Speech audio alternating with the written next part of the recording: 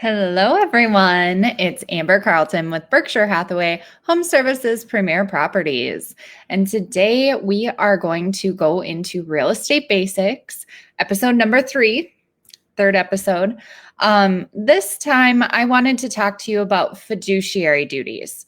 Even just driving to the gym in the mornings, I hear certain radio commercials talking about investment companies and how they're a fiduciary. So we hear the term all the time, but what does it really mean? And what does it mean to you as a consumer? How does it apply in real estate? And how might it apply in a couple of other scenarios? So if you have any questions, I have this nice little window that lets me see anything that you put in the chat. Go ahead and put your questions in there. Even if you're watching this later as a recording, you can direct message me or put a question in the comments and I will get back to you, okay? So the first thing I wanted to do is just define fiduciary. What does that word really mean? And fiduciary means involving trust, especially with regard to the relationship between a trustee and a beneficiary. So to me, that says the person who's representing you needs to put you first. And when we talk about fiduciary duties in real estate, we kind of come back to that all the time. When you are being represented, you are owed these fiduciary duties, and that means that your needs come over mine or anyone else's. Okay? So questions, you let me know. I'm going to go into these and kind of summarize them if they need to be. Once again, questions are always great. Then we can dive a little bit deeper if you have something you want to know more about. So loyalty, broker/salesperson will be faithful to and act only in the best interest of clients.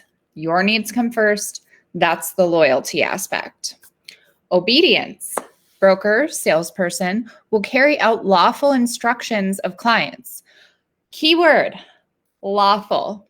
So we have to follow your guide. You know, if you say to do something, we absolutely have to do it and we're happy to do it as long as it doesn't break the law. And that could also be as simple as covering up a material defect. If there's something there that we see, whether it's a huge crack in the foundation wall or whatever it might be, we can't just act like we didn't see it. Or if you tell us there's a really big issue, we can't forget about it, so to speak. If we know about it, it's imputed knowledge. We have to then pass that on to prospective buyers if we're representing the seller. Or on the flip side, if you're a buyer and we find out you actually can't buy right now, we have to tell that to the seller. So we've got your back, but there are certain things that are going to be a material fact that we have to convey to the other party as soon as we know about it. Okay. Once again, questions, I'd love to hear them. So don't hesitate to ask. Heading into disclosure.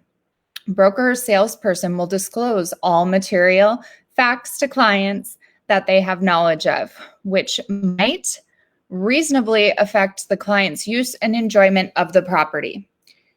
So material fact can be a little loose. The material fact could be a bus stop. We just had this scenario come up in a case study. So let's say someone wanted to be within 2 blocks of a bus stop. And there is a home that's within 2 blocks of a bus stop, but the bus stop we know is moving. We have to pass that on if we know it's going to affect that buyer's use of enjoyment. So just diving a little bit deeper into material defects and disclosure. Any other, any questions there, I guess, let me know. Confidentiality.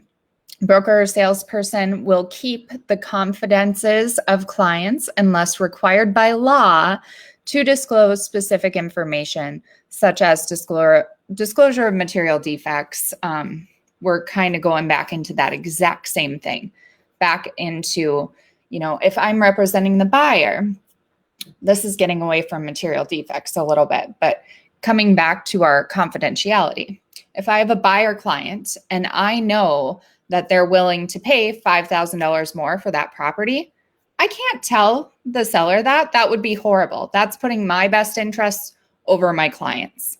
If they wanted me to tell the seller that, that's a different story. But you have to keep private information confidential unless it's lawful. So a blatant material defect that would impact the use or enjoyment of the property, or you have instruction from your clients to make that public to the other side. Okay. Reasonable care. Broker or salesperson will use reasonable care in performing duties as an agent. You have to know what you're doing. Don't act outside of your scope of work. So if you've never done a commercial deal before, you should have a commercial agent help you with that or refer that over to them. We have to be knowledgeable in what we're doing, or go find the answers if we don't have them to best represent you. Diligence. Broker or salesperson will perform careful and persistent work and effort. In my opinion, this one means you're staying on top of everything. You are making sure that transaction goes from here to there, informing lenders, informing title company, the other agent, anything all along the way of anything it comes up. There's a lot behind the scenes that goes on that we work really hard to keep you guys out of, so you don't have to worry about it. We want to handle it so it's all smooth sailing for you as much as it can be. But we have to be doing that, like a duck. So on the water, you look all calm and cool, but really underwater, your legs are doing this. That is a lot of what we do in this industry. And we owe that to you. You can't just disappear. If a problem comes up and your person just disappears, they're not representing your fiduciary duty of diligence. Accounting. Lastly, broker or salesperson will account for all money and property received as agents for clients. So when we get your earnest money, if you're the buyer, we get that earnest money and deliver it to the listing brokerage, is what's common in our area. They hang on to it. We know where it's at, and we can tell you where it's at. It's all handled and accounted for. And vice versa, if you're the seller, we ensure that that buyer's agent did deliver that earnest money. It's held as a deposit for that home until closing and then credited back. This is our responsibility. It's our fiduciary duty to you. So fiduciary duties as a whole, that's what they are. Specifically in real estate, that one is a national set principle. These are all of your same duties throughout the US.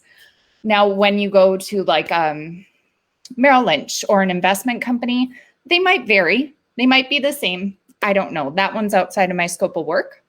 But I will say there are other times too, like in my involvement on the association, we have certain fiduciary duties there as well.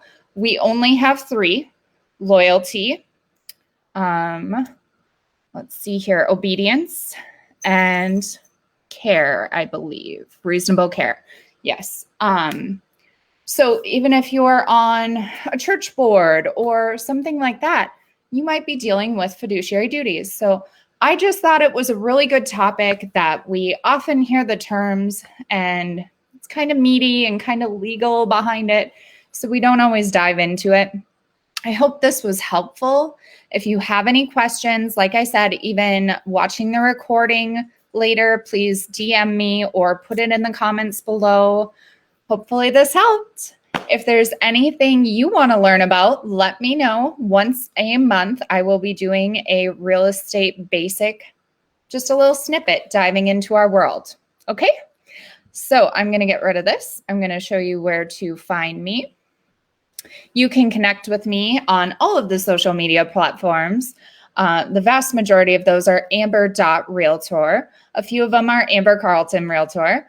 But it's pretty easy to find me. And so let me know in the comments below if you like this, what you want to see more of. I appreciate you guys tuning in. Have a great weekend. Bye now.